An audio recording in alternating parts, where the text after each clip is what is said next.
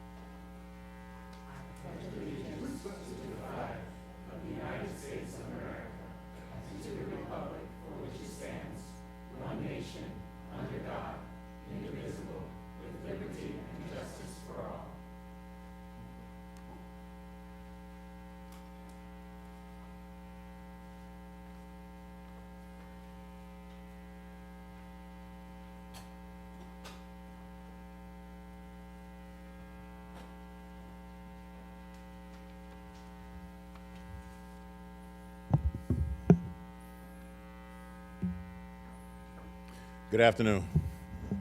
Please join us in prayer to all of the judges, to all the attorneys and public defenders, members of this community. My name is Wayne Lomax, and I'm going to lead us in our time of prayer. Dear God, it is most appropriate for us to begin this prayer in our celebration of Black History Month with words of humble appreciation. The history of Black people in America is one of joy and pain. It is a history of extreme tragedy and unimaginable triumph. From Macon Allen in Maine to Ketanji Brown Jackson from Miami, you have brought us from a mighty long way. And for this, we say thank you. As we celebrate the underappreciated and often misrepresented history of Black people in America, help us remember that the sons and daughters of enslaved mothers and fathers never asked for nor plotted the destruction of the nation, but they did demand diversity. They never asked for entitlement, but they did demand equity. They never asked to be isolated in exclusivity and cultural parentheses, but rather they demanded inclusion. And the progress from these demands have benefited not only the sons and daughters of American slavery, but the least of these in every corner of the continent. Help us to celebrate this grand historical narrative with intellect, insight, ingenuity, and the insistence that going back is not an option.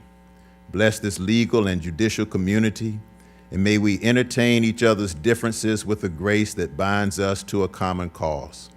Thank you for faith, the substance of things hoped for, and the evidence of things not seen. Thank you for opening doors and making a way out of no way. Amen. Amen.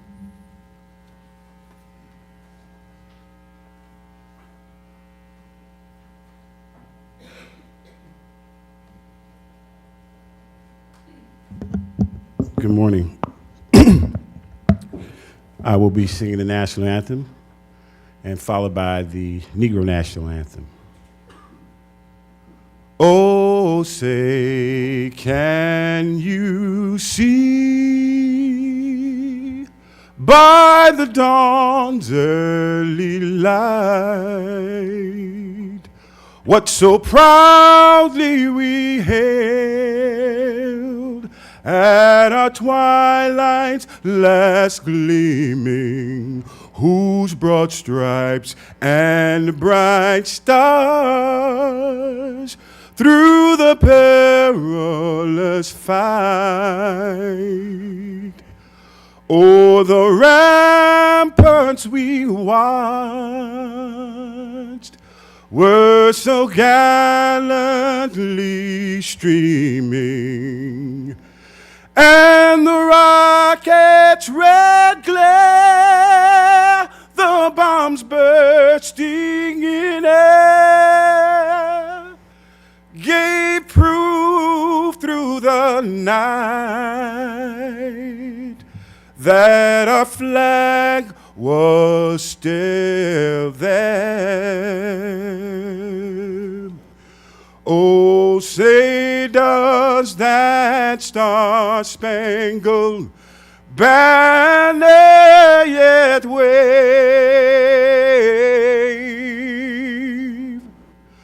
o'er the land of the free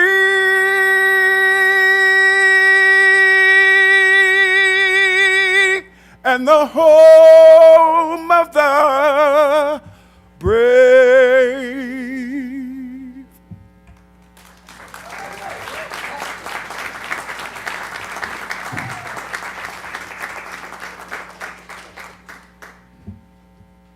Not that it matters, the words on the back of your program.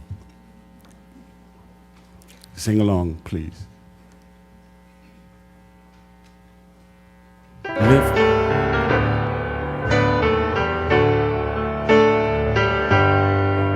Back to church.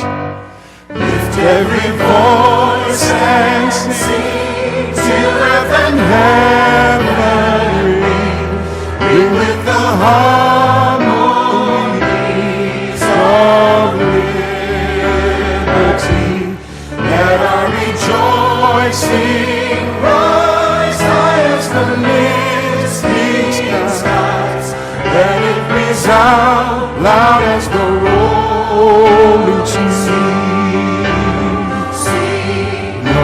a song full of the faith that the dark past has taught us.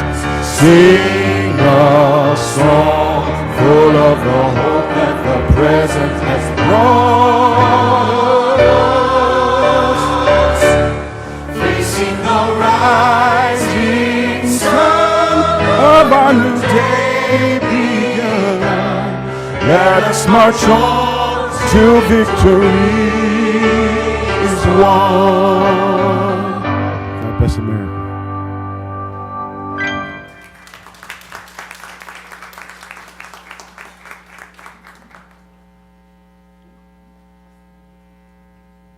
Everyone, please be seated.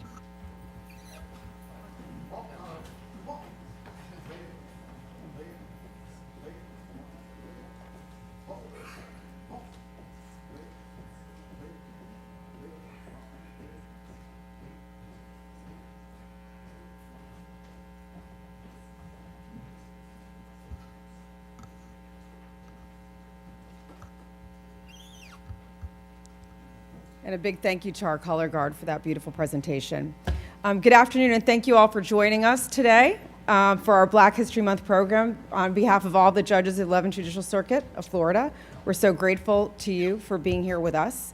I want to say a big thank you also to the Wilkie D. Ferguson Jr. Bar Association for their support, and to our sponsors. And where's Dwayne in the front row? Thank you to Dwayne, because I know he had a lot to do with today. I know that I'm standing between you and some really good stuff, so I'm going to make my remarks brief. But I just want to point out that I know that today is a celebration of the contributions of Black members to our community, but I want to point out the contributions of our Black judges here today and our Black general magistrates. I'm certainly proud to serve with them. They're incredible human beings, and I loved every day of serving with them. And I think that right now we probably have more Black judges and Black general magistrates than we've had, certainly in the time that I've been a judge. And in the words of Ruth Bader Ginsburg, I'm going to just say when there are 9. So with that, I also want to start today. Today is an interesting day for me, and I think I saw him out in the audience, my friend and mentor, and certainly a friend and mentor to so many people. I don't think I've ever seen him or heard from him in an email or text without his ending and beginning, which is life is good. So to my friend and mentor, H.T. Smith, and to a friend and mentor of many people.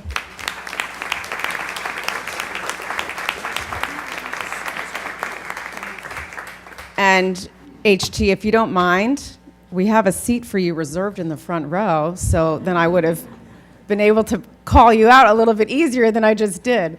But we could probably devote an entire program. I think every single year I'm like, why don't we just do a whole program devoted to HT and the contributions he's made to so many of us, certainly in the legal community on the bench. As we just heard, I think history is important. The lessons of history are important, and there cannot be progress if we don't look back at what went wrong.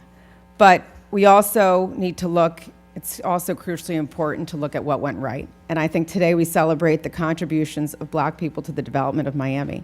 Our community is stronger because of our diversity, and recognizing that we have benefited from the efforts of the Black community is something that needs to be appreciated in the same way that we appreciate the efforts of other groups to the rich culture and success of this community. Thank you to everyone who's participating in this event. Thank you to my wonderful colleagues who put this event together. I think one of the things I always think of, and I want to say this is my thought, but I'm pretty sure it probably came from HT as well. I think we are all better off when we are all better off. And I believe that events like this really do so much to make sure that we can further that endeavor. So without further ado, thank you all so much for being with us, and Judge Ayanna Harris.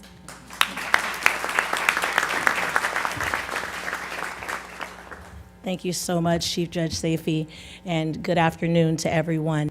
Every February, the U.S. recognizes the achievements and sacrifices of African Americans who have helped shape our nation.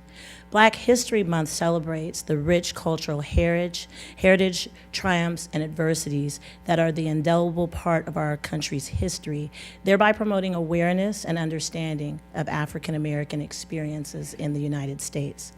Today, We gather to celebrate the pioneering contributions of African Americans in building our own beautiful and culturally rich community. These moments offer us a profound opportunity to reflect on the enduring legacy of African Americans whose contributions have played a pivotal role in shaping a better, more just world. Welcome, everyone. Thank you.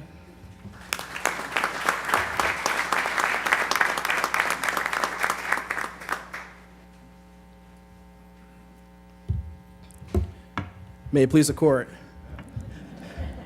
Good afternoon. My name is Dwayne Robinson. I have the honor of being the president of the Wilkie D. Ferguson Jr. Bar Association. We're the historic and largest association of predominantly black lawyers here in Miami-Dade County. We want to thank the judiciary here for offering to invite us to participate in this great event. And I also want to give a special thanks to Chief Judge Nushin Saifi. We have known no greater friend to our bar association. I remember when I was just a treasurer, how you invited us to your office, Chief Judge, and you wanted us to be included. Inclusion is not a negative thing, it's a positive thing. Inclusion and diversity and equity are nothing to be afraid of. This is not a political event. We will not be discussing politics. We will be discussing history, American history, because black history is American history. And so we thank Judiciary for inviting the Wilkie D. Ferguson Jr. Bar Association to participate. We thank you for honored guests who are here today. For the former presidents of the association, we thank you also. I would be remiss if I also didn't recognize two judges who were especially instrumental in today's services. Judge Maisha Darrow and Judge Ayanna Harris have been phenomenal.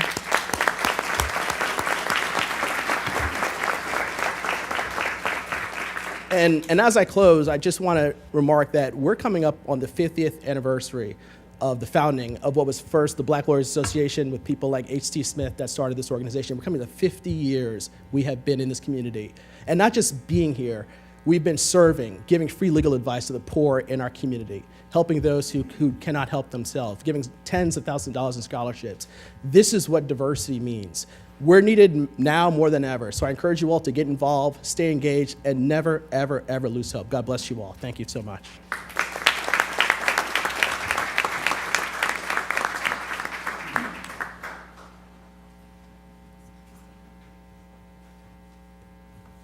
Good afternoon, everyone. My name is Terry Ann Howell, and I'm the immediate past president of the Wilkie D. Ferguson Jr. Bar Association.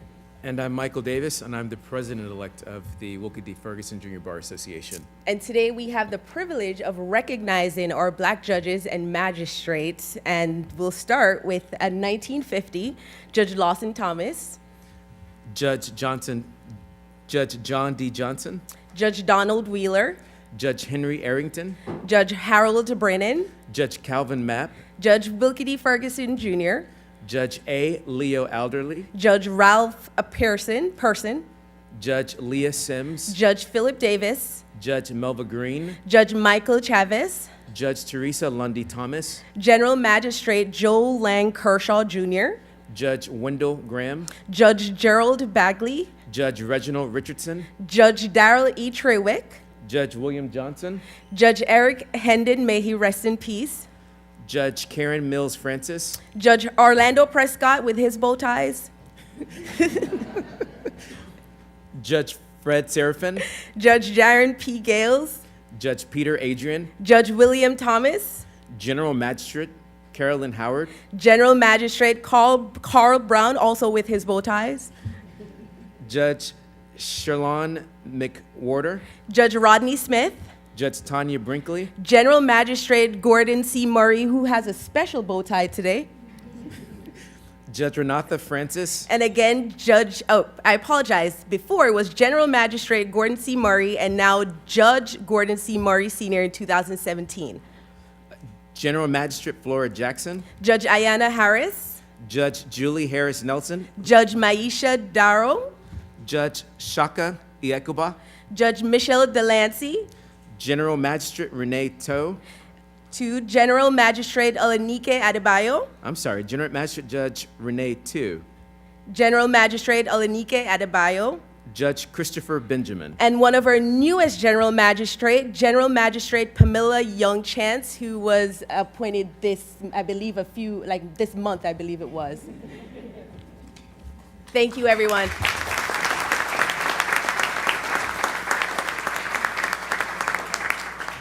I forgot do. I'm president-elect, so I have to push the gala.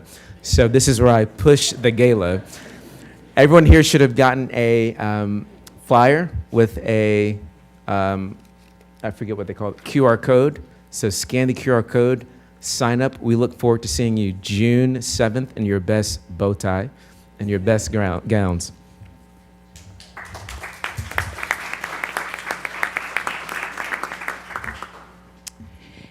And for this portion of the program, we have some very special and personal presentations recognizing two of our African-American judges who have passed on. So I'll invite first George Knox to the podium, please.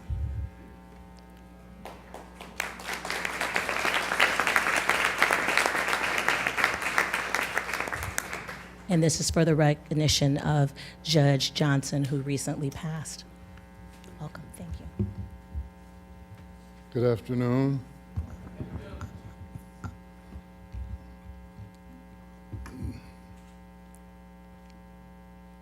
The reward of a righteous life is to receive the blessing of a peaceful transition. As I reviewed the photographs of Judge William Johnson's last days, it was clear that he had accepted his final destiny.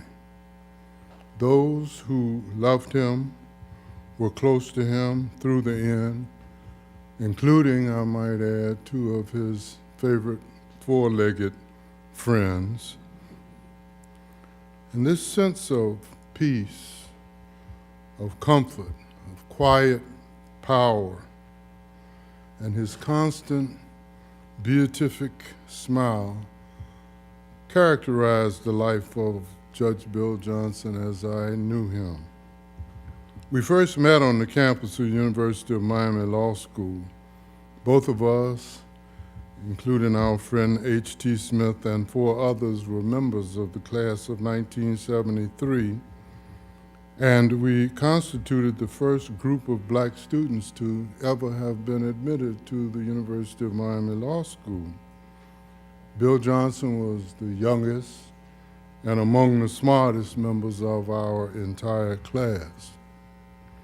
At the age of 29 years, Judge Johnson was appointed by then Governor Reuben Askew to the Office of Judge of Industrial Claims, which is now called the Court of Compensation Claims for the state of Florida.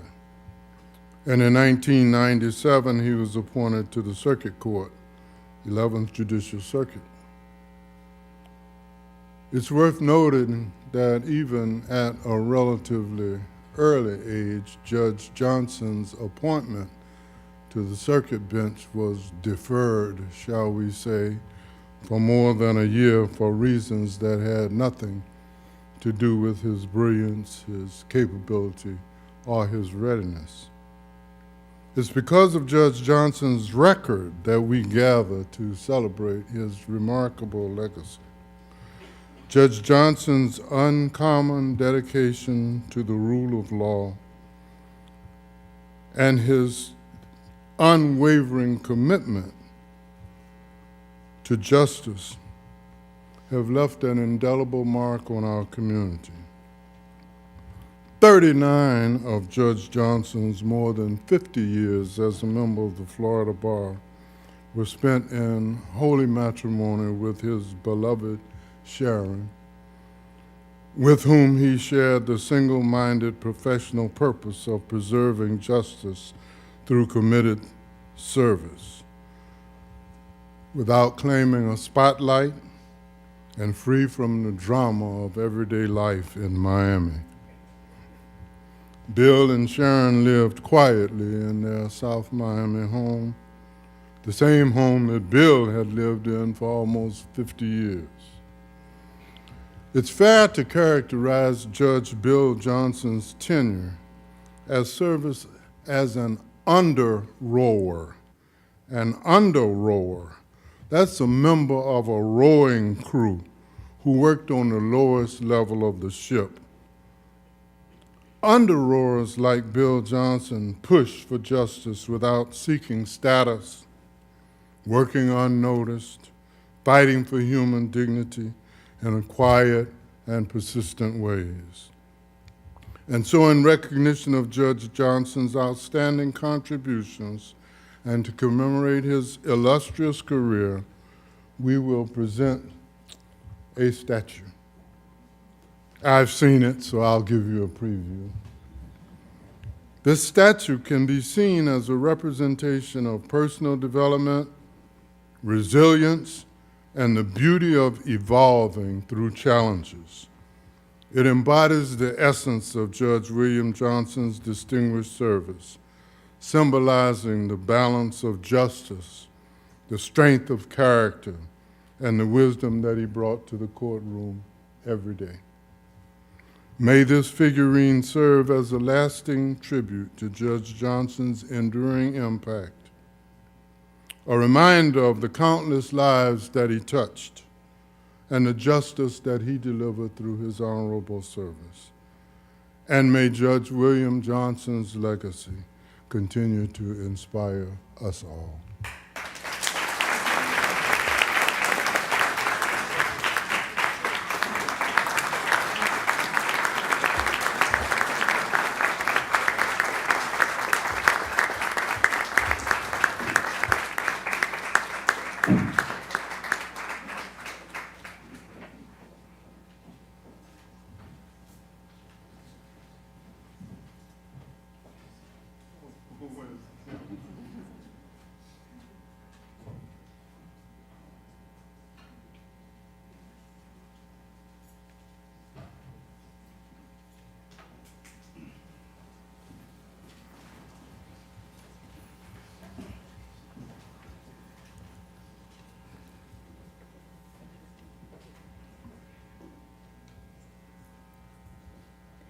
And next, I invite to the podium the Honorable United States District Court Judge Rodney Smith to do the presentation for Judge Eric Hendon.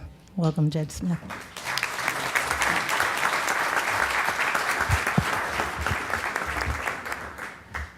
I can say that it's on one hand, a deep honor and a privilege to present these remarks, but on the other hand, still deeply touched and saddened by the departure of my good friend, Eric Hendon. And I'm going to share briefly how I got a chance to know Eric. When I took the bench, I was assigned to the Civil Division for the first time at the North Day Justice Center, and that's when I met Eric Hendon. And this man was in his chambers working from like sunrise to sunset beyond. He was teaching me that you should read every single thing. And it didn't matter what you had here, because anyone who served as a county court judge would know that's pretty much judicial malpractice with the cases load we have there. Thousands of cases, and he said, read everything, understand the legal issues, preparation. That's what I learned from Eric Hendon. And I remember talking to HT one day when I was elevated to the circuit court that how I met Eric Hendon. He said, you know he's a Kappa. I said, I knew something special about this man. So first, before I go any further, any members of Kappa Alpha Psi, please stand to be recognized. All right, distinguished man, Kappa Alpha Psi Fraternity Incorporated. And these words comes to mind when I think of Eric Hendon, devoted husband to Diane, who I've known many years, a wonderful father to his son James, who was in the military, who served, he was a ranger, and he was not big in stature, but he had a big heart. I think he got that from his father, of course. And he had an impeccable work ethic and humility. And I remember when I got elevated to the circuit court, later Eric told me he was interested in applying. I got elevated in 2012, and he asked me can he serve as a reference? I say, well, I learned all this stuff from county court from you. So shortly thereafter, Eric gets appointed to these circuit court. He and I were the only two black men in the state of Florida on the circuit court bench who went to Baby Judges College, no one else. And since then, there has not been any other black man appointed to the circuit court in 2012 in this circuit, all right? So when you talk about achievement and hard work, I remember Eric talked about going to the 3rd DCA, and he loves to read, and he was really friendly, and my bailiff thought Eric was mean or something. See that face there? He's smiling. Yes. See that face there? He's upset. That's just Eric. And one day my bailiff covered for him, and he came to me, Judge, I got to tell you something. Judge Hendon is funny. He's hilarious. He's amazing. He's friendly. I say, oh, really? He said, I didn't know. I say, no, definitely. And I remember when I was in the circuit court, I took his division over, his chambers over. And I spent many times, and also I would go to these different bar events and spend time with his wife. We would sit at the same table with my wife as well, have wonderful conversation. And I want to say to you, Diane, I did get your message after his service when you said that Eric thought the world of me.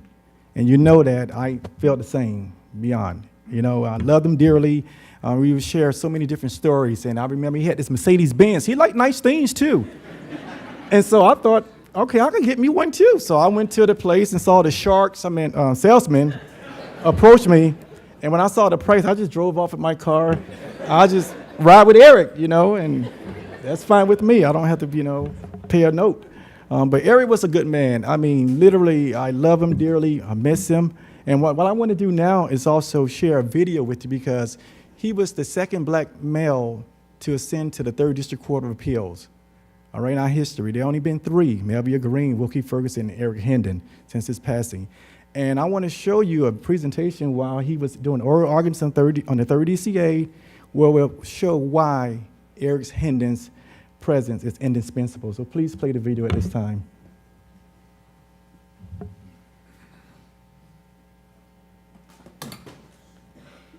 The state started out saying she came there with an agenda.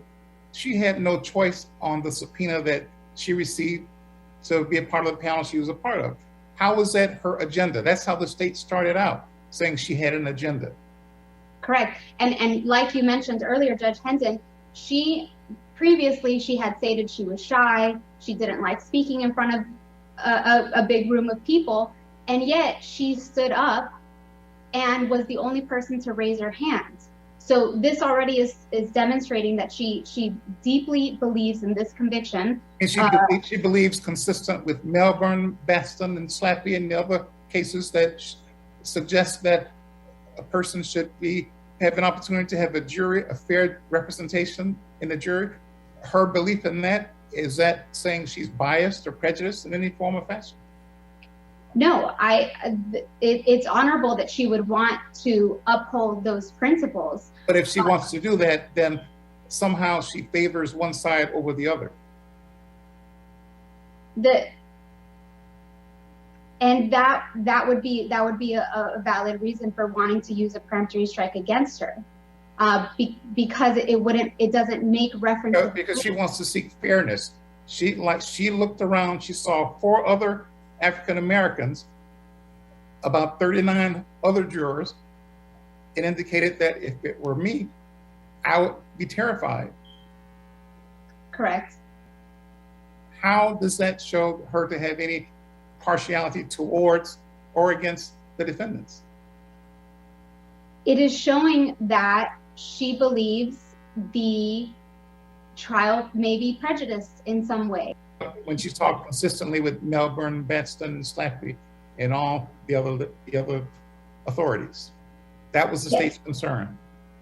Yes, the sympathy that her comments. Was she ever asked, was she sympathetic to the defendants?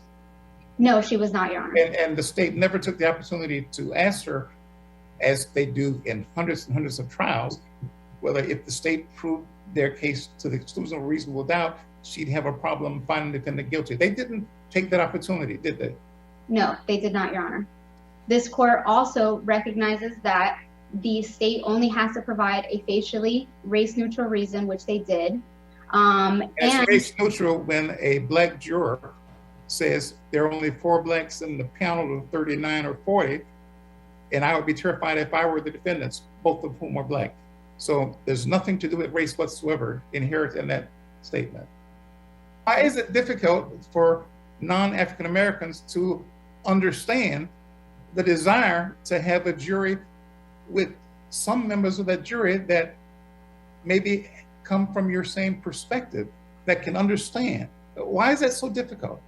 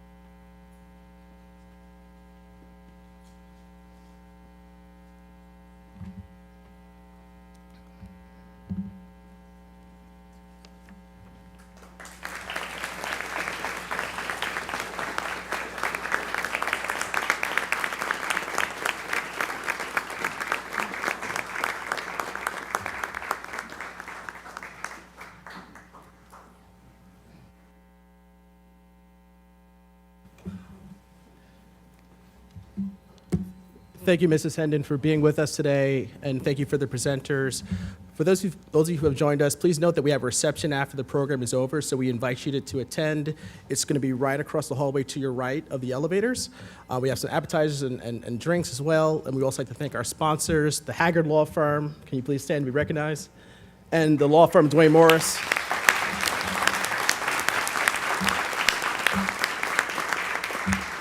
Thank you all for your support. The program is going to continue. All right, I'm going to invite Chief Judge Safee back up for just a moment. We have some shout outs that we want to give for folks that have arrived for our special VIPs.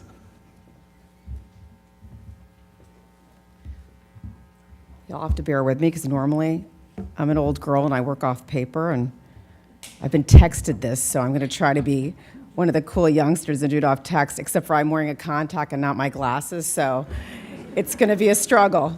First, I want to say a very special welcome to the family of Judge William Johnson, who's here. We have Freddie, Yolanda Bryan, and Veronica Pascal, and also his lovely wife, I think, who already got up and accepted the award. I was lucky enough when I was a brand new judge in 2007 to share. I was in the juvenile court with Judge Johnson, and back then it was in the old juvenile courthouse, not the beautiful building we have now. And he and I actually shared a bathroom. So, but he was a lovely, lovely man, and he was somebody that in the juvenile courthouse was known as someone with just a giant heart. And then I have to say, obviously, a warm welcome to Diane Kennedy, Judge Hendon's wife, who's, if any of you know her, look at that beautiful face, it says everything. I've told her this before, I loved seeing her and Eric together all the time. My first introduction to Eric was when I was a public defender. Eric was also an assistant public defender, and I'd seen him around the office and knew him, and he was always kind of quiet, but very, very nice. And I drive in one day and, park, walking into the office, and I see somebody drive up in a leather jacket and a motorcycle, and cool. I mean, so cool. And I'm like, who's that? And forget the Mercedes. He's driving a motorcycle. I can't tell you what kind it was, but it was nice and it was very fancy. And Diane, you are loved. He was loved, but you are truly loved too. And we're so happy to have you here with us so that we could celebrate his life.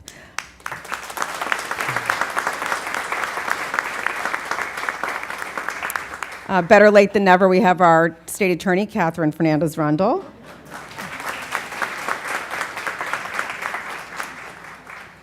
And we have from the 3rd District Court of Appeals, we have Chief Judge Thomas Logue.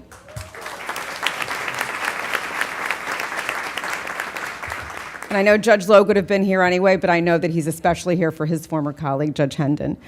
We also have 2 of our favorite judges from the U.S. District Court of Appeals. They're our favorites because they used to be with us, Judge Rodney Smith and Judge Darren Gales.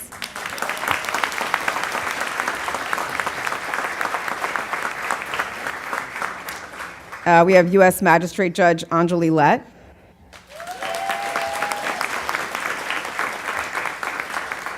Who I think has an investiture coming up herself. Okay. More claps. We have a wonderful friend of the courts, Commissioner Keon Hardiman.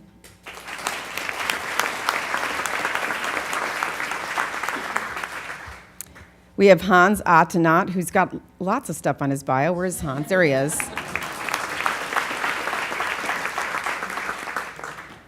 We have Marilyn Holyfield. Where's Marilyn? Who's the least impressive thing about her is that I know this because she's in the International Women's Fund with me, and I heard this the other night, 40 plus years at Holland and Knight, equity partner at Holland and Knight, which, stories to tell if you're probably the first Black woman at Holland and Knight. Yeah, so that's a snapshot. So thank you so much for being here with us today.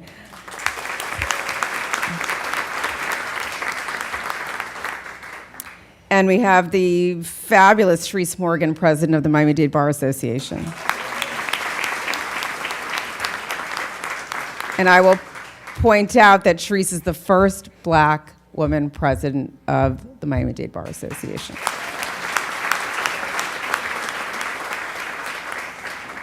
And then last but not least, we should play a game. How many times are you going to hear H.T. Smith's name? We have the fabulous and amazing H.T. Smith.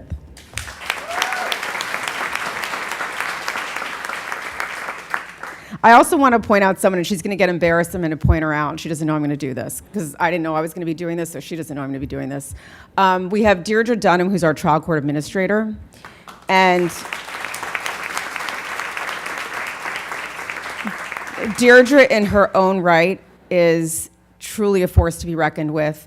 Anything that we have done well on the 11th Judicial Circuit can come back to Deirdre and the staff of our incredible administrative office of the courts. But secondly, you know, a little footnote to Deirdre is that she happens to be the daughter of Marvin Dunn.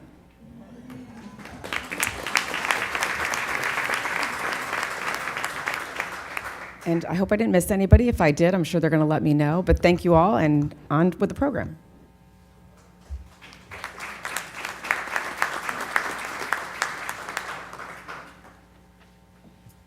Good afternoon, everyone. Okay, Attorney Howell, let it be noted for the record that I was the first one who rocked the bow ties. All right. I'm General Magistrate Carl Brown, and I'm here to talk about the theme for this year's celebration, which is celebrating Black labor in Miami. Well, Black people have been a part of the city of Miami history from the beginning, helping build the city and its infrastructure. Before Julia Tuttle, who everyone knows they consider her of being the mother of Miami, and Henry Flagler, which of course is Flagler Street and is East Coast Railroad, Flagler Railroad, were credited as the builders of Miami. Black people, mostly in the bodies of former slaves, farm workers, and in particular of Bahamian ancestry, were already here as some of the first settlers. Black people originally settled in small communities like Lemon City, South Miami, Goulds, Homestead, Florida City, and then Coconut Grove. Coconut Grove in the early 1890s being the oldest inhabited community and neighborhood in Miami. Now I'm noticing in Miami, not the other cities. The Black population in Miami later expanded with the birth of tourism industry. The majority of the population was relegated to the area called Colored Town, which we now know as Overtown. Now, Harriet Tuttle, the Tuttle Causeway, wanted to expand tourism in the area south of Palm Beach County. She wanted to expand tourism for the wealthy Northerners, for them to come down and have a place to sun and to play. However, they did not have a means and a method to get here in Miami.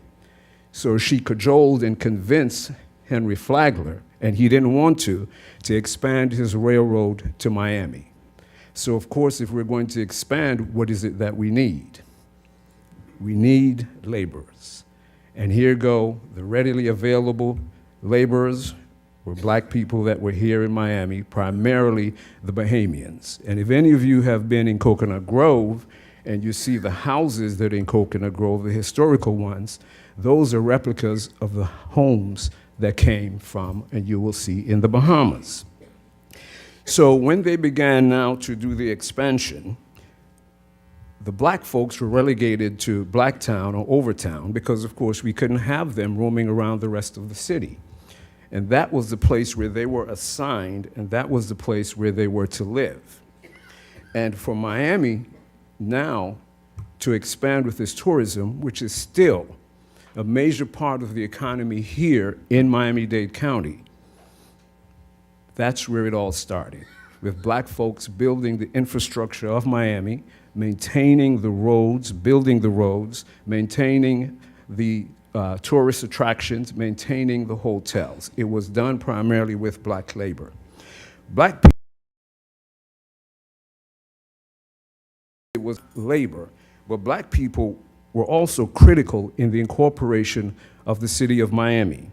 On July 28th, 1896, when they signed the charter, the folks that was putting forth the charter feared that they would not have enough registered white males to go ahead and sign that charter. So of the 368 men who signed that day for the incorporation, 162 of them, 44% of them, were black men. In fact, the first name on the city's charter was Silas Austin, a black man. The story is told that instead of going to work that day, these black men were all ordered to do what? Show up at the signing of the charter.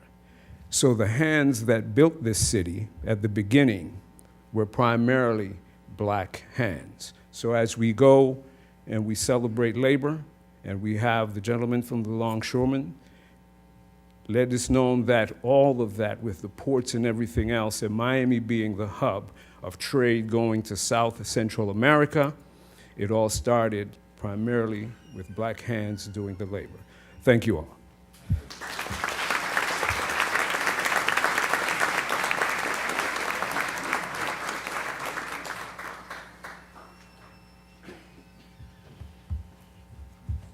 Good afternoon, everyone, and welcome.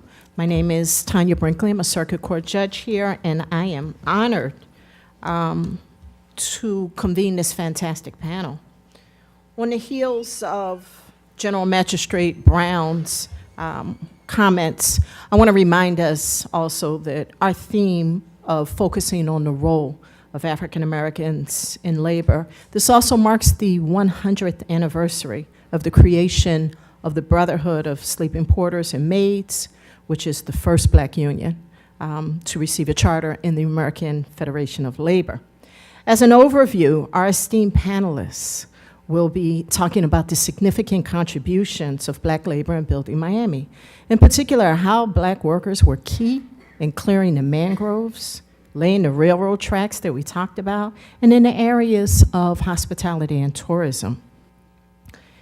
Black workers built and ran Miami's first hotels, despite segregation laws preventing them from staying in the same hotels. The impact of the culture on the restaurant scene was something that was built upon by the Caribbean influence and significant migration. We also recognize, as mentioned, the historic neighborhoods like Overtown and Coconut Grove, which were all built by black people and became a cultural hub. It's important also that we not forget Josephine Baker, who in 1951 made history in Miami Beach by refusing to perform at the famed Copa City Club to a segregated audience. And she said, "I cannot work where my people cannot go." It's as simple as that. And so her stance was well taken, and her concerts at the Copa City were a success. Praised by the media, she undertook a new tour of the United States in 1951, demanding every time that the venue be desegregated. And so Miami was ground zero. So with that, I take the pleasure and the honor of introducing our fine panelists. The first person we have, and if you can take a seat when I announce you, is Rentha Boone-Fye. She currently serves as the program director of the Miami-Dade County's Black Affairs Advisory Board. They report to the Miami-Dade Board of Commissioners. She holds a Bachelor of Arts from the University of Miami, where she's been inducted into the UM Trailblazers as one of the university's early black graduates. She holds a master's degree in educational leadership from Nova Southeastern University. She's also the vice chair of the Black Hospitality Initiative. She proudly founded Healing Leaf International and serves on the board of Curly's House, a nonprofit food bank.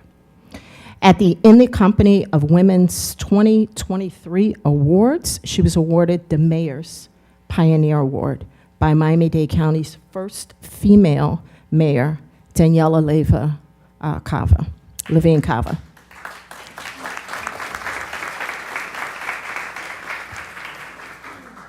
Lastly, she's an author. She's been featured as part of Miami-Dade County's Library's author series and she's a proud member of Delta Sigma Theta Incorporated. Welcome. Next up, my good friend, Keon Hardeman. Commissioner Hardeman.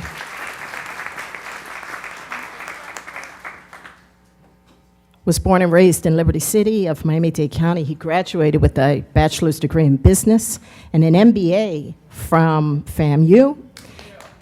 He worked at Pfizer, one of the world's largest biopharmaceutical companies, before enrolling in law school at the University of Miami. Commissioner Hardeman is the youngest serving commissioner since the establishment of the single-member districts, where he was elected as a Miami City Commissioner. He also became the longest-serving chairman after serving as a 4-time chairman of the Miami City Commission. In 2020, Commissioner Hardeman was elected to the Miami-Dade Board of County Commissioners. Within his first few months of service, he sponsored legislation that secured nearly $90 million to combat gun violence. Welcome, and thank you.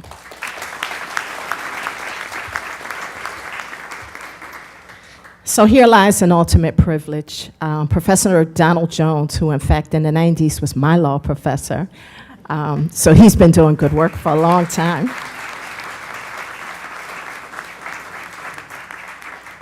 Professor Jones is a Baltimore native and a graduate of New York University School of Law. He teaches constitutional law, criminal procedure, and criminal law at the University of Miami School of Law. He's a prominent author, a legal theorist, and commentator who's the author of 3 books, has written numerous articles in leading legal journals.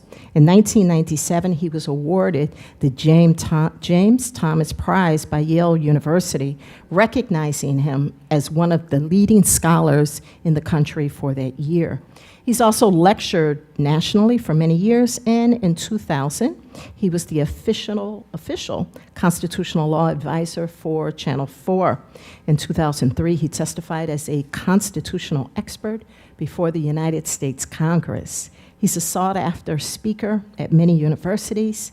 He's a public intellectual, and he's written numerous articles for the Miami Herald, Huffington Post, and South Florida Times. He's also appeared as a legal expert on countless national and local television outlets. It's a pleasure to have him.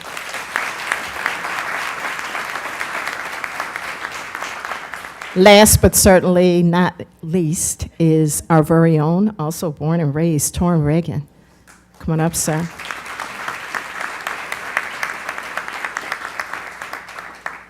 During his tenure as the president of the Local 1416 International Longshoremen Association, otherwise known as ILA, Mr. Reagan oversaw a robust labor force of approximately 800 union members and as many as 300 casual labor workers. He was elected for his first 3-time term as president of ILA in July 2020. In July of 2022, he was elected as a South Atlantic and Gulf Coast District Vice President, making him a member of the district's Executive Council. In June of 2023, he assumed the role of representative for the entire ILA, with his primary focus being the South Atlantic and Gulf Coast of the ILA, which extends from North Carolina through the state of Texas. And he is in his 25th year as a longshoreman. So I want to welcome everyone.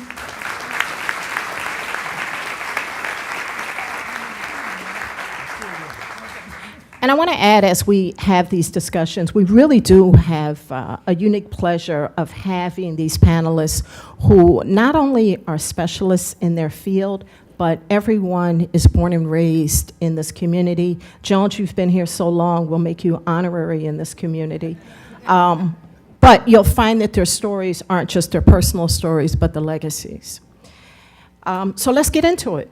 Professor Jones, we know about the early contributions of Black workers, and we know that they were made during the foundational years. Can you set the stage for us and talk to us about the workers' contributions and how that helped and shaped Miami? Thank you, Judge Brinkley, and I just want to say it's a special privilege to speak to such an honored group of judges and lawyers, to such an honored group, such a wonderful group of judges and lawyers, and one of whom includes my former student. But let me say, I think that in order to understand the contributions that blacks have made to the city of Miami, you have to understand what they had to go up against. And there were at least 3 types of laws, discriminatory laws they faced. I think we have already been told that blacks played an historic role in the creation of Miami. When Henry Flagler wanted to incorporate the city, they in fact didn't have enough white votes, so they brought in laborers that he had hired to help build his railroad. They were able to vote. They were registered voters. But right after, this was in 1896. 1896 was the same year as Plessy. And so they were disenfranchised right after the vote. They were disenfranchised for quite some time.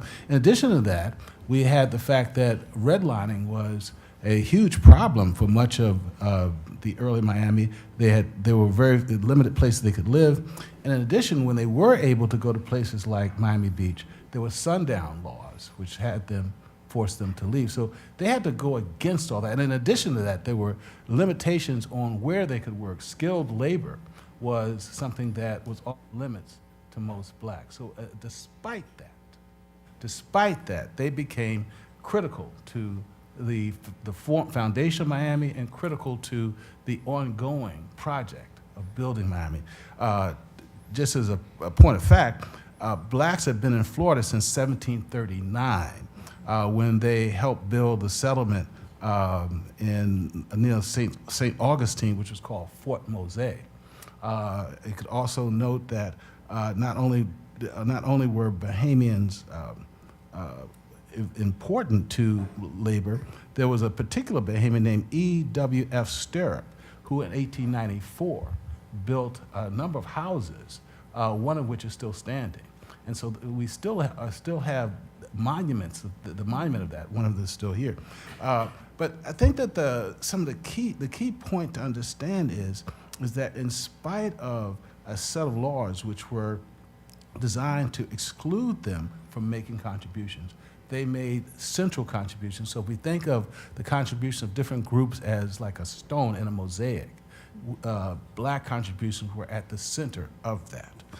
From some of the research I've done, it says black labor was the backbone of the city's physical plant and many businesses, from Flagler's clearance and construction projects in 1896 to the building boom of the 1920s. Blacks played a vital role in the growth and prosperity of Miami. Blacks were indeed largely excluded from still jobs, but they nonetheless contributed as stevedores, hotel porters, mechanics, leather tanners, blacksmiths, domestics, tailors, gardeners, and farmers. Black women were prized as laundresses, nursemaids, cooks, and cleaners. So it's quite a story. Let me stop there. Thank you. And so, Mr. Reagan, to sort of expand on that, we heard Professor Jones talk about stevedore, and we know that stevedore is a huge container company. Can you talk specifically about the role of the Black longshoremen and also the Brotherhood of the Sleeping Car Porters, and from a historical and a personal perspective, right? But also, what were their experiences in maritime, in port sectors, railroads? Yeah. And I know that's a loaded question, but I present it that way because I know you have your personal experience, and we talked about your family as well. Sure. Thank you for having me. It's an honor and a privilege to be here amongst such esteemed, people in the audience and in attendance. So I would say that so many things tie in together that I've heard as it pertains to the longshoremen and the role the longshoremen play in creating the middle class in Miami-Dade County I'm at Local 1416, which is my home local. It's about 99% African American, black men, maybe, and women. Women constitute about maybe 5 to 7% of our membership. And as we talk about, you know, the economic generators in Miami-Dade County, you're going to have your airport and your seaport. Well, then we talk about tourism, right? Well, that's tied to the longshoremen as well. Typically, anyone who's ever been on a cruise, you know, when you get greeted, and if you're in Miami-Dade County, you're going to see, you know, a longshoreman that's a porter, and they're probably going to look like me, right? So we have tourism, we have infrastructure, we have the building of the middle class. And so I can speak from firsthand knowledge, being a benefactor of that middle class, because my father was a longshoreman for 45 years. And I had many different opportunities. I went away to school, and I gravitated back towards that industry because I saw what it was able to provide and what it was able to do, and the level of distinction and respect from a labor perspective that it demanded in Miami-Dade County. So that's something that we are extremely proud of. And going back to one of your previous points, you know, the Pullman porters that were on the trains to service men and women back in the 30s was one of the first the first black union. And so that affiliation through the A. Philip Randolph Institute is something that we continue to this day. So we're still connected from the very origins of black labor in Miami-Dade County. And so that's something we're very proud of. And then, you know, we take very, very much pride in the work that we do. And we're happy to be a part of it, but we play a critical role in all the things concerned. Let me sort of ask you as a follow-up question, because certainly we've recognized the contributions, and we also want to speak to sort of the advancements. And I'm sure that you and your father have these conversations about what his experiences were like 45 years ago versus yours. Can you talk to us about sort of the advancements and you and your role now, and what that means for our community at large, and for the black community as well? Yeah, absolutely. So, you know, I like to tell my members, although I'm not there in the day-to-day operations now, we have a seat at the table, you know, in policies that's being made at the higher upper echelons at the ILA, right? So we're representative of what the workforce looks like. I'm there to make sure that you know, that we're represented in that capacity. You know, I think the one thing that I always tell people about the ILA and the longshoremen in Miami-Dade County is that we don't throw anyone away, right? And so when people come to us, whether it's through family and they have issues, and we take care of them, we make sure that they're properly trained, and then once they get a little seniority, it's an opportunity for them to change their lives. And that is not just theory or concepts that we're talking about here, is real lives that I've seen with my own two eyes. And I see the impact of being able to earn a good wage, provide labor, and be proud of that labor and retire with dignity. I've seen it from start to finish, and I'm living it now. And so we are very, very proud at the Longshoremen, and touch on the fact that we are located in historic Overtown. That's critical for us, right? You know, so you go, anybody drive on 2nd Avenue and 8th Street, 5, 6 o'clock in the morning, that's not a homeless shelter that's giving out food, right? That's a labor hiring hall that's hiring professional, skilled labor, and most of us are African American, and we're very proud of that. So Overtown is our home, and as long as Overtown is there, the ILA will have a footprint in that area. All right. Thank you very much, Mr. Reagan.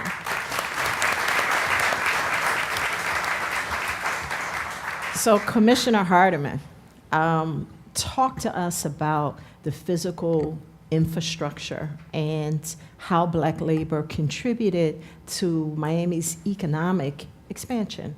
And we're going to talk now about sort of the beginning, and then we'll piggyback later about where we are now. I must start, though, with a funny story. When I was buying my home, I had an office that was across the street from the Longshoremen. The office is still there. It's where the historic Lyric Theater is. And I was meeting my, whatever the closing agent is. I forget the title of the woman, but she was a Spanish woman. And it was about 5, 6 in the morning because I needed to catch a flight to go somewhere else. And so I needed her to meet me there. And before I arrived, she was already there, and she called me frantic. frantic. I don't know where you have me to meet. There's all these men outside. You know, I don't feel safe. I'm not going to meet. We have to cancel this. And I explained to her that these men make more money than you do. They're not a threat to you. We're going to an office. I need you to meet me because I'm leaving out of town. And I really had to threaten her to say, look, I'm going to sue you if you make me lose this deal, because I felt that I had a good deal. And eventually, we ended up meeting at a Hispanic restaurant near the airport. She felt more comfortable, but we closed that deal. And so it's important to talk about that because this is about labor. When you think about the longshoremen, I think they have a huge history in labor when you hear the term labor in Miami-Dade County. In Miami, you talk about a town that really was established in 1896 when the population of folk here was very small. In fact, that's why we have the term called the Magic City. There are many cities in the United States that they termed the Magic City. For Miami, it was because of the population boom. From 1896 to the early 1900s, you're talking thousands of people were here. And from 1900 to 1920, maybe 45,000 people came to Miami. And they were really coming because of the promise of what was the tourism industry. And so what's interesting about labor in Miami is that, when I look at all the people here, black folk who have fancy degrees and who serve in capacities that some have served in the past, many have served in the past really, but their fathers didn't necessarily serve in those roles, and their fathers' mothers certainly didn't. I think about Professor Dunn. Professor Dunn cut grass on Miami Beach, and his mother cleaned in homes, right? These are facts, and most of us in Miami have this sort of storied history. And so what you find is that Miami is really built upon the labor of black folk that were providing the service to the industry that was booming in Miami. And that would have been our tourism industry. That was predominantly during a time in which people were coming to Miami for a vacation and to have fun. And they were building this sort of industry in Miami, and they needed black labor in order to make this a reality. And so when you have the establishment of a place like Overtown, because we know that black people couldn't sleep on Miami Beach. In fact, black laborers who helped clear the land on Miami Beach, many times the white landowners couldn't afford to pay them and instead gave them plots of land. Now, they couldn't build a home on those plots of land. They couldn't establish business on those plots of land, but they could sell those plots of land to other people to make money. So when we think about, for instance, our first black millionaire, this is exactly what happens to him. That's right.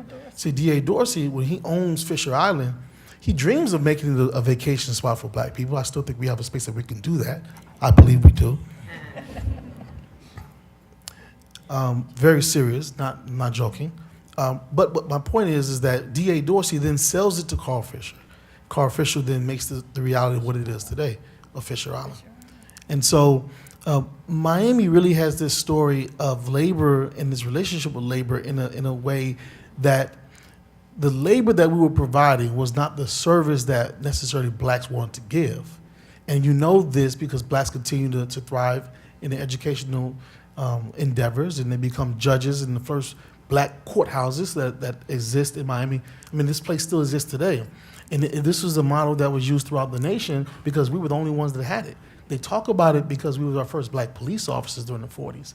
But really what was beautiful about it was that you had the first black judge ruling in the courtroom, followed by other black judges ruling in the courtroom. And so black labor early in Miami is it looks different necessarily than we envision it today. However, I think the labor that we have through the longshoremen, when they established themselves as a union for black people, because blacks weren't allowed in unions. The AFL weren't creating mixed sort of integrated unions. And so the novel idea of letting blacks have their own was special in Miami, and it still exists today because it tells of the power of the labor that we have in this town. Thank you, Commissioner Hardiman. And so, Ms. Boone-Fye, we know that the challenges and the accomplishments of black women were unique. And so early strides existed in specific industries where black women demonstrated resilience, entrepreneurial spirit, and that contributes significantly to the city's development. Can you talk to us about those contributions? Those contributions came about as a result of the resilience of women. I serve now as the program director for the Miami-Dade County Black Affairs Advisory Board. I would not be in this position were it not for the efforts of M. Ethely Range, who went to the Board of County Commissioners as early as 1979 to say, you are not addressing the needs of my community.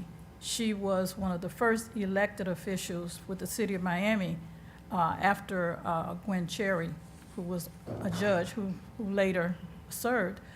But the fact of the matter is, without that, I guess you want to say that perseverance, she came and she said, listen, you're not listening to my people, I need you to do that. And as a result, by 1994, the Black Affairs Advisory Board was established. It was the Office of Black Affairs initially, and then she came back, and in 1994, they codified it by bringing forth the Black Affairs Advisory Board.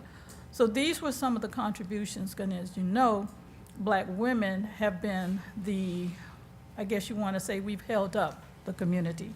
We have started, and particularly, and I laughed when they talked about how the men had to come out to vote and make sure the city of Miami, where it had not been for the women to get up and say, all right, get up and go vote. It probably would not have happened. Well, I may lose my job. Well, if he's saying for you to show up, then I suggest you show up and go and do what you need to do. That being said, that everybody talks about all of the barriers that come, all of the obstacles and the disparities. Despite that, we have flourished. We have organizations. I'm looking around the room at these group of judges. I have seen them sporadically and differently, but to see this type of power just sitting in this room just really brings a lot of joy to my heart. And women, despite the obstacles, despite all of the things, despite everything that happened, we do. I can talk about it later if you want to. So what I want to talk about, though, is the early years and the women's contributions in the specific industries. We know that they were prevalent in the service industries, right? We know about the beauty schools. We know about the salons. We know about the restaurants. We know about the domestic work. Talk to us a little more about that. Actually, I can have a personal story. And how the hotels sort of relied on that. Yeah. Relied on their labor, basically, is what it was. A lot of them were maids. A lot of them were domestic people in terms of coming in to take care of. I have a personal story. My grandmother migrated. My grandmother actually came over on, her mother actually came to Key West on what they call the contract. Everybody who knows the history knows that they come over from the Bahamas, and they come actually from the Carolinas, Georgia, and those kinds of places. So that basically was the basis for the people who actually came to Miami and started to build it. And so what they would do is they would come over and they would have jobs as domestics, they'd have jobs as laborers. You talk about how they come in to clean it.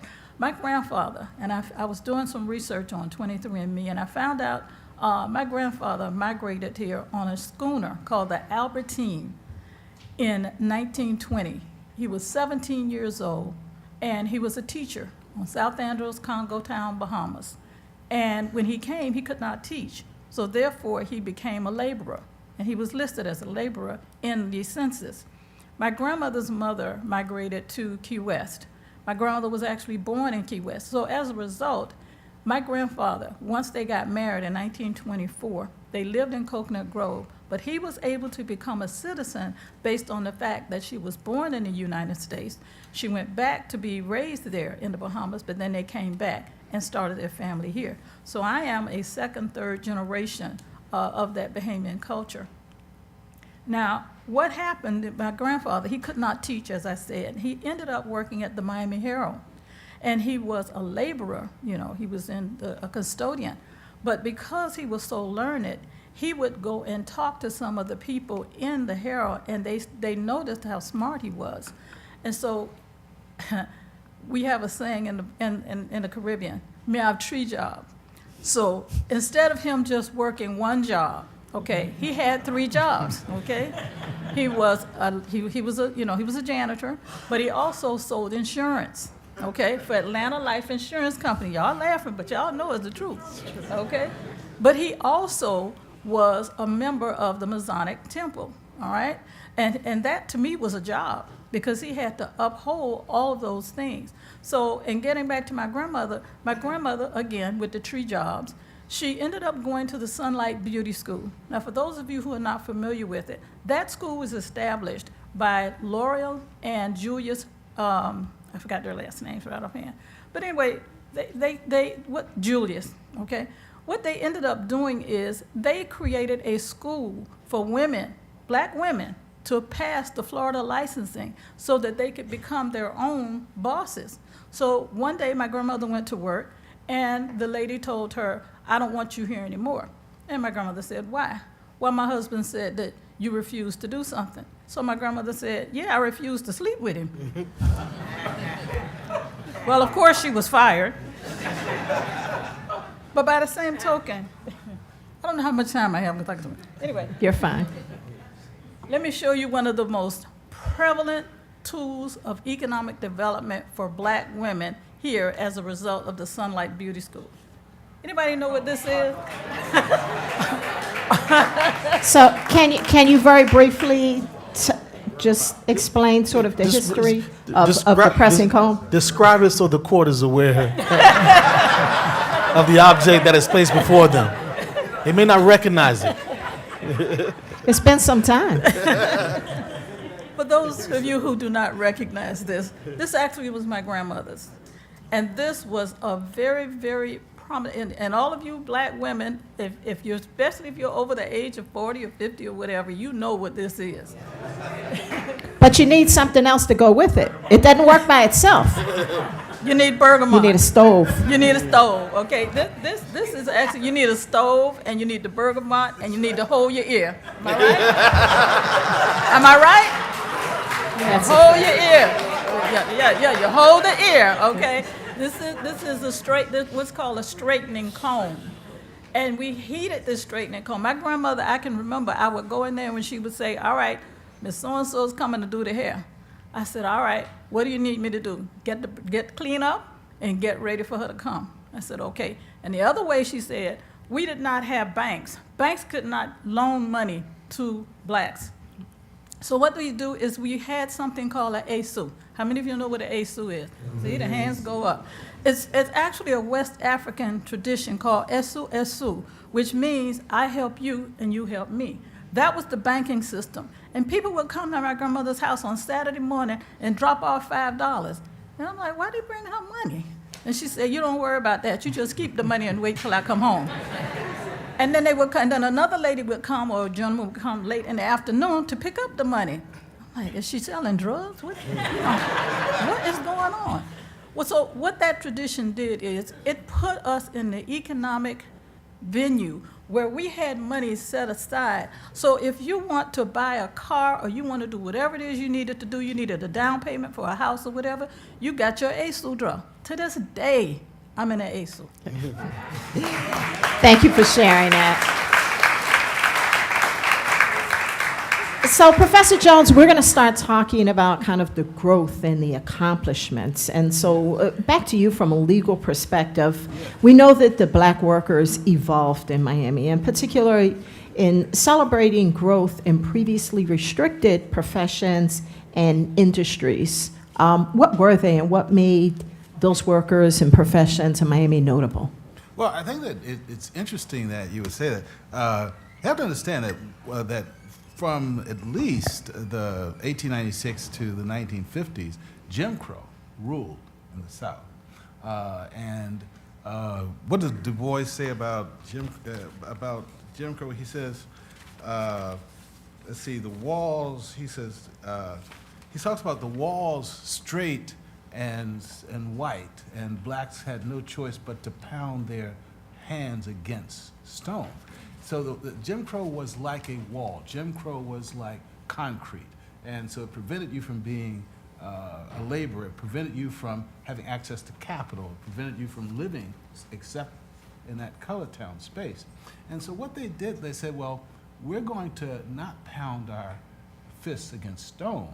What we're going to do is we're going to take the place that we have and make it so attractive that whites are going to want to come to where we are. And so they built, I think it was called Little Broadway, and they built, and some people call it Harlem of the South. They built Lincoln. What do we know that neighborhood as now? And so, but What do we know that neighborhood as now? In Overtown. Thank you. It's Overtown. And so they created, I still remember there's a film called New Jack City. And so what the gangster does, Nino Brown, is he takes over the Carter. And now people have to come to him. And so that's what we had. We had the equivalent of the Carter. We had a hotel which was frequented by the great celebrities of the time. We had Little Broadway. We had, which was created distractions. And so Du Bois also talks about blacks wanted to be partners, co-equals in the kingdom of culture. We were co-equals in the kingdom of culture because we had something that you couldn't get anywhere else. We had creativity and culture that we could present the same way other people might sell hot dogs. We sold our culture, and we marketed our uniqueness, and we marketed our creativity. And there were hotels, there were places you could see plays. It was a cornucopia of creativity and resourcefulness. And unfortunately, what happens is that urban renewal ended that community. And what urban renewal did is destroyed culture. They put a highway through that community. And for point of reference, we're talking about Overtown, and we're talking about Northwest 2nd Avenue. Yes. And 395, right? Yes. The quote is, the shades of the prison house close round about us all, walls straight and stubborn to the whitest, but relentlessly narrow, tall, unscalable to sons of night, who must plod darkly on in resignation or beat unavailing palms against stone. And I say what we did was we not only overcame those, we climbed over them in terms of our creativity and what we were able to do to attract people. I think as early as, 1915, the amount of property that blacks owned was about $800,000, which was about 25 million today. So our ancestors, we stand on their shoulders. Our ancestors brought solidarity, they brought resourcefulness, and they brought hard work, and they created a community which became the Harlem of the South. So it was an incredible, heroic effort on which we stand today. Are there any additional industries or specific professions that you believe became like exceptionally robust considering the history and? Well, at that time, I think that the kinds of industries I saw from my research was that there was for example, there was a store called, what was it called? And it was a place where the people came to get hats, where they came to get coats. We developed that store. We were blacksmiths. We were leather tanners. We were hairdressing, and so we learned the trades that allowed us to attract business and I think what's interesting, the people who were hairdressers, my mother did hair, so I remember the curl was rattling. Mm-hmm. The people who were hairdressers, the people who were stevedores, created a space of discipline, hard work, and belief in family, that their sons and daughters were able to become lawyers and civil rights leaders. And so much of what we have today in terms of our ability to do it rested on that foundation of values and character and struggle. Thank you. Mr. Reagan, back to you talking about, and you talked about it briefly, but I want you to sort of expand on when we talk about the contribution of building the black working class and shaping Miami's growth as a major international trade hub. Can we talk about those accomplishments as it relates to your union? Yeah, so my union in Miami was chartered in 1936. So you're talking about almost 90 years of progress, struggle, collective bargaining agreements, fighting for good wages and all those sorts of things. And so we've been an integral part of the middle class and not only helping create the middle class, but helping sustain the middle class. Because, but through our collective bargaining, we've been able to have contracts that allow people that live in underserved communities, so to speak, be able to come six-figure earners. And when you have that type of upward mobility, you become homeowners, and all of these other tentacles that are involved with having a strong middle class. It is essential in what we do and what we promote.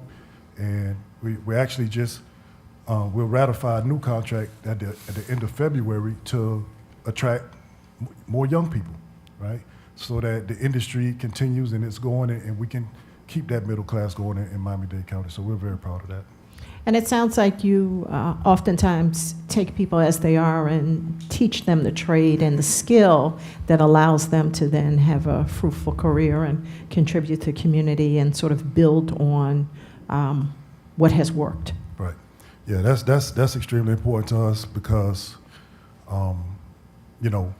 we have everything from people who didn't finish high school to people with master's degrees and everything in between. That's representative of my membership. And so where there otherwise wouldn't be opportunities, we provide opportunities. And once you become a longshoreman, you don't leave to do anything else, right? I mean, we know you retire rich. We know. The crazy thing about it is them and firefighters. Yeah. Those two. Yeah.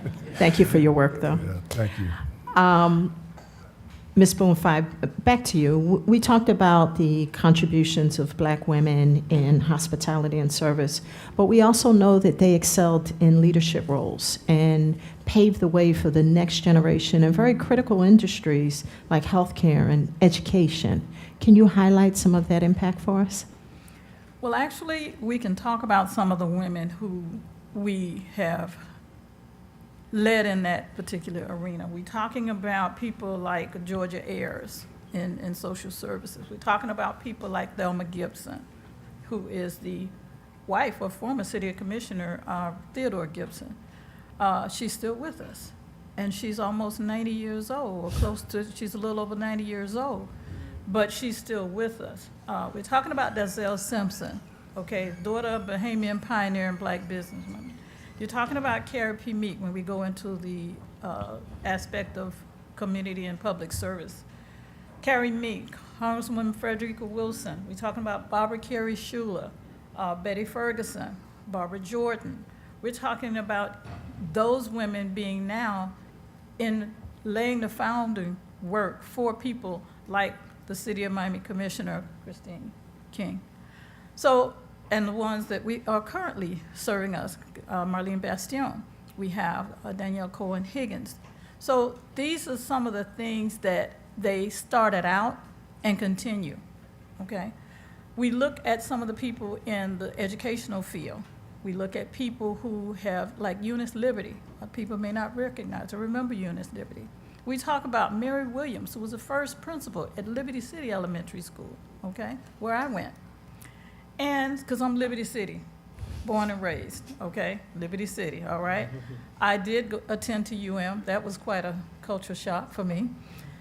But I look at some of these women who started that journey, and now we are continuing that journey. And that's where we are now. All right, thank you. Commissioner Hardeman, you're going to take us home.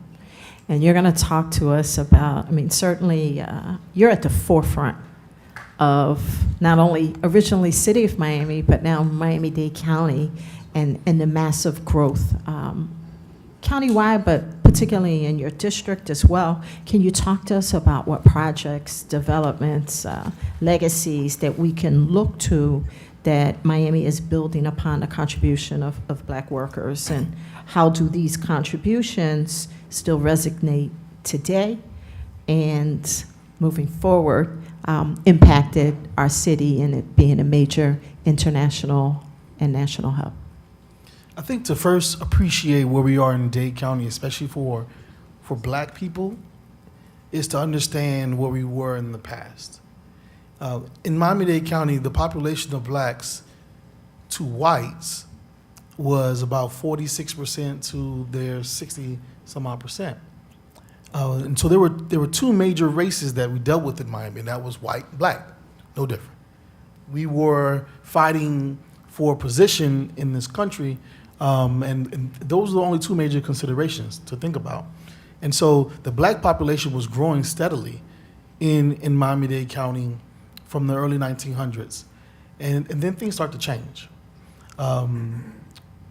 Whites went from 60 some odd percent, maybe even as high as 74% of the population of Miami, and they've dwindled now to about 14% today. Blacks are probably around 12% of our population. So the great majority now are Hispanic. It's about 75% of our population. So the whole playing field changes. Everything changes in Miami for black folk. And it's interesting to me because when I see black people come from other parts of the country, the first question they ask is, well, where's the black sort of thing to do? Where are the restaurants, the entertainment, the things that we talk about in the past in places like Overtown? Where are they? And I always dreaded that question. When blacks were primarily laborers, there was no political representation for them. I mean, this is why early people like Edward Graham and such would go to the Miami City Commission and demand better living conditions, et cetera, for black people, even in places like Overtown. Overtown wasn't just a singular thing. I mean, it had what any white community would have had throughout all of its sort of territory. So you had people who were millionaires and they lived as so, and you had people who were not. And you had people who lived in very poor conditions. In fact, many a times, if landowners who were white owned land in places like Coral Gables, which we knew was an all-white community, they also owned land in places like Overtown. And the rents that you paid to those people in Overtown could have been higher than the rents that whites paid to them in Coral Gables. And moreover, the conditions that you were living in were worse. So when the real estate crashed in certain areas, they could rely on I don't know if you all know this, and at one point, Miami-Dade County did something about it. Judges were really, I think, aggressive about it, but there's money to be made in being a slumlord. And because you take in money and you don't put any out. Right, but let me ask you this. Obviously, the community, as it should, has evolved, right? Right, and we're in a beautiful, we're in a good space now, right? So everybody brings their contributions. And so what I really want to focus on and what I want to highlight is where we see our contributions. And I think you started to hone in when you talked about the Harlem of the South. You talk about the growth of Overtown. And I know you have a sense of kind of where things are going. And as you represent your community in the commission, where are we going on a larger picture with all of us enjoying and loving this space together, for lack of a better word? No, that's the goal. I think that's where we are going. But you have to understand, I think, where we come from. And so when you talk about where we come from, we're talking pre the highway coming through Overtown. So when the highway comes through Overtown, there's already, the federal government listened to us. The federal government said, oh yes, many black people are living in terrible conditions in this place called Overtown. We're going to build you modern housing, Liberty Square. So in the 1930s, many black people moved out of Overtown into Liberty Square into better conditions. And then the highway that was never slated to demolish Overtown in the first place took a detour. They changed the plans, and it came straight through Overtown, right? And but so now we have a new highway that's going to go over Overtown. So let's talk about that, right? So we don't have that interruption, and I think that's what the commission was thinking about, and that's what I think everybody was thinking about for the community, and recognizing that that had somewhat impacted the strength of the Harlem of the South. So now the highway, everyone sees the construction, now the highway is going over Overtown. Right. And so what's that going to look like once it's done? What you see in Overtown today versus the past, after the highway came in, is that now you see housing that any one of us will be happy to live in. That was the process that we had to endeavor ourselves in. And so my goal, for instance, as a Miami City Commissioner, as a Dade County Commissioner in that area, was to ensure that there was a standard housing that was reflective of all areas of Miami-Dade County. And so today, for instance, when I came in, there was no grocery store in Overtown, not one. Now you have a Price Choice, you have a Publix. I mean, now you have Target that's there. You have there's more than 500 employees at MSC, which is a national, international headquartered corporation in Overtown, in a building that we were sued for in the CRA to help bring to fruition. And so the real estate looks better in Overtown. Now you can demand rents that are much higher, and we still preserve rents that are much lower. So for people that are long-time residents in Overtown, we've given them grants upward of $30 million to ensure that they had gut rehabilitations to their condominiums to ensure that they remained in Overtown. Property values went from $50,000 for 3-bedroom units to $400,000 for 3-bedroom units. They can sell, they don't have to sell. Whatever they choose to do with the property that they have and that they own. And so the future of Overtown is much what we're experiencing today. There's not many people here who are below the age of 50 that have not been to Red Rooster in Overtown or partied at the Urban in Overtown. I mean, this is reflective of what it was in the past. At the Urban in Overtown, you'll find internationally known artists, from Chris Brown to Jamie Foxx. I mean, these people come in regularly from week to week, and people are spending thousands of dollars in this place called Overtown. That is what Overtown was in the past. So for me, and for other commissioners, I'm sure this is a dream. I see one of my former commissioners in the audience. It was a dream to think about people returning to Overtown in such a way. And what I would not settle upon was that Overtown was a figment of the past to be preserved, to look at. I wanted Overtown to be something that you can experience every single day, that you can wish you could be a part of.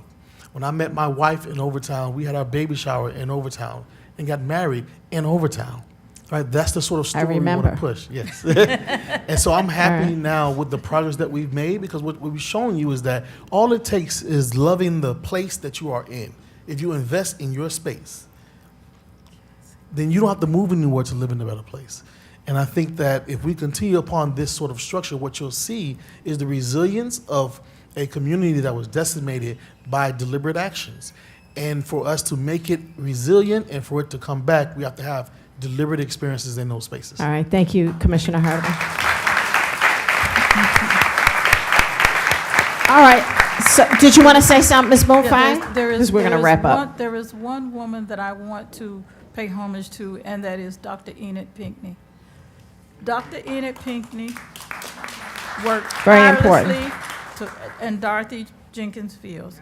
They worked very hard to preserve the history of Miami-Dade County, and I just wanted to make sure that I mentioned them among all the 50 women that I have down here who have worked tirelessly and continue to work. And thank you for the judges. Thank you specifically to you, Judge Brinkley, to Judge Tu, and also to Flora Jackson, as well as Ms. Darrow, Judge Darrow, for making this happen and making absolutely sure that people understand without us it won't happen. So let me take the privilege on behalf of the 11th Judicial Circuit, on behalf of Wilkie D. Ferguson Junior Bar Association. We appreciate your time. We appreciate you sharing on this educational session for us. And we have a small token of appreciation for you, Professor Jones.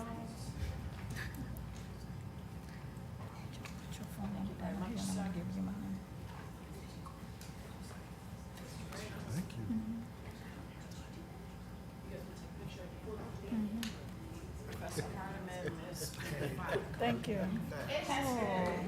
Oh, that was fast. Wow, that was fast. Thank you. That was fast. I'm not ending this, the program. I'm just thanking all of the panelists. I don't know how. Thank you, everyone.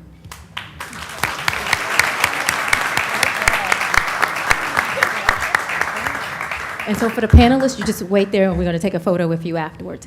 Just two things. One, I do want to recognize Mr. Jason Murray, who was the first black president, not just the first black man, but first black president of the Miami-Dade Bar Association. So sorry about that. Okay? And at the time, we do have a special presentation.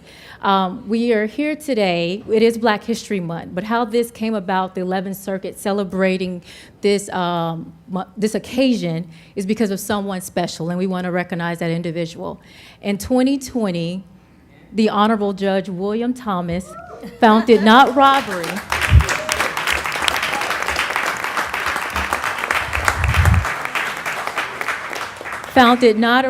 to start the 11th Circuit Black History Program. And so because of him, we're now on our 5th year. And Judge Thomas, we waited to the end because we wanted to make sure we didn't mess up too bad before we recognized you. But we just want to thank you for your vision and for not only having a vision, but putting it into, you know, making it work and bringing it to light. And so because of you, we are here today. And so we want to present you, it says, presented to Judge William Thomas with great appreciation for your hard work and initiative in the founding of the 11th Judicial Circuit Black History Month program in 2020. And it's dated February 7th of 2025. Wow.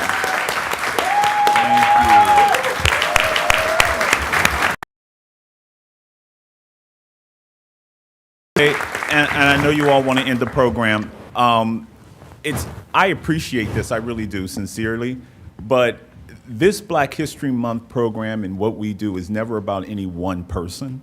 It's about the hard work that Maisha and Ayanna and all of the other judges did to put this together. And without me, this year, and they did an excellent job, and I really appreciate this sincerely. But we have to always make sure that we never forget Black History Month is not about one person. It's about collective efforts, and we need to make sure our stories continue to be told. Okay, thank you. Wow, thank you. I appreciate that.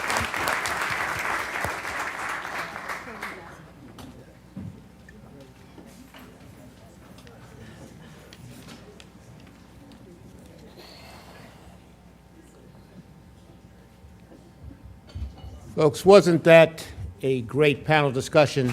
Let's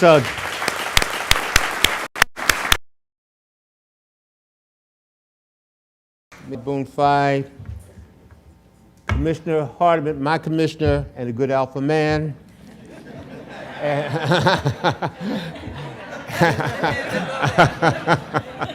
Shout out to the Divine Nine. Professor Jones, Mr. Reagan, thank all of you for being here and helping us visualize and appreciate the history and contributions of Black people to the labor movement here in Miami-Dade County. I'd also like to thank Diane Hendon and Sharon Johnson for being here.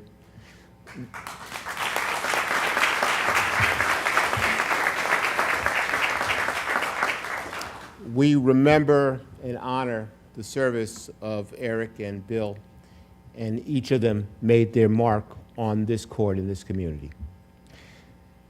Thank you as well to all the people who contributed to the program today, the color guard, Pastor Lomax, another good alpha man, Mr. Terry, and my fellow judges. I want to thank the Wilkie D. Ferguson Junior Bar Association for sponsoring this event, as well as our other sponsors. I especially want to recognize the president of the association, Dwayne Robinson, past president Terry Ann Howell, and President-elect Michael Davis for their participation and helping to make this program a success. To the members of the Circuit's Black History Month Program Committee, I thank each of you for your work in putting this together, but I especially want to extend a shout out to the efforts of Judge Darrow and Judge Harris. Thank you so much for your hard work.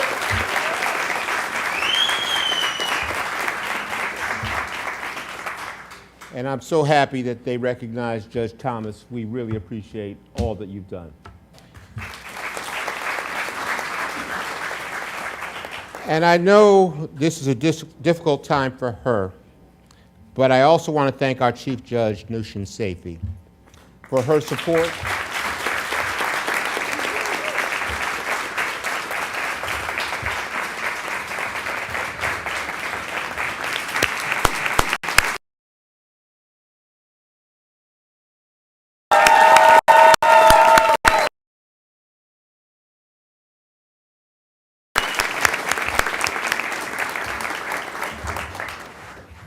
While the results of yesterday's election didn't turn out the way many had hoped, as I told you, Judge Safey, keep your head up.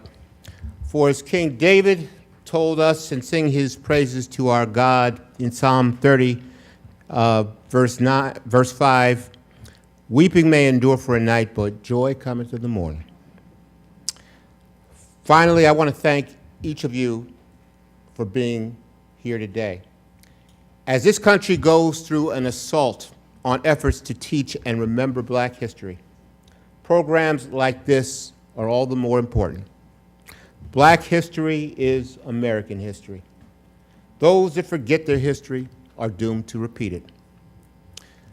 And I want to, a personal privilege, I want to thank two people who were very important for me being on the bench here, and that's George Knox and H.T. Smith.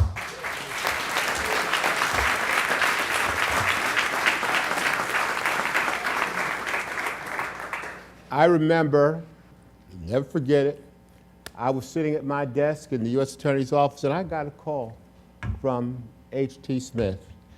And H.T. Smith told me, I'm in the governor's office, you're going to get a call tomorrow, you're being appointed to the bench. And I got that call the next day. H.T. and George, I appreciate everything that you did for me, and thank you very much.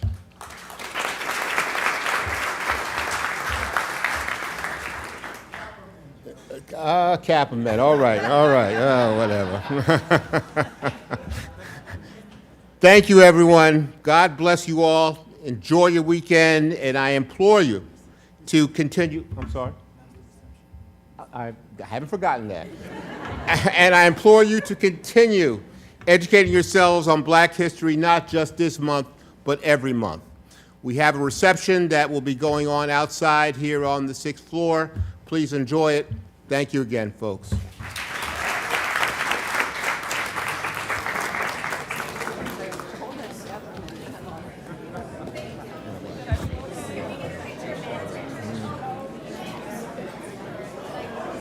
Done, of course. Thank you. All right. You headed back down? We still haven't had that long.